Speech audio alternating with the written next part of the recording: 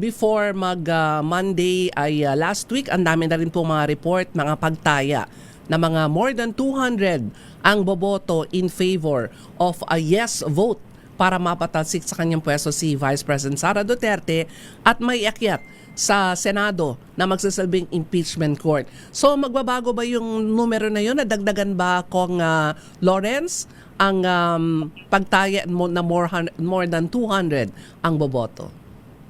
Milky, linawin lang natin, hindi ito pagpapatalsik.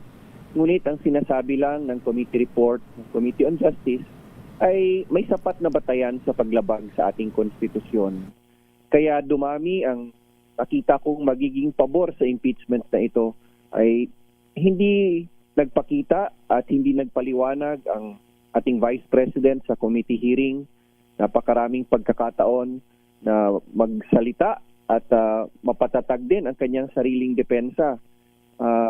Bagamat binigyan ng pagkakataon, hindi ito nagpakita, kaya sa palagay ko na kumbinsi ang maraming congressmen, pati ang iba niyang mga supporter, na bumoto ng pabor sa impeachment na ito dahil hindi pa naman ibig sabihin na kapag bumoto ka ng yes, ay tatanggalin na ang Vice President.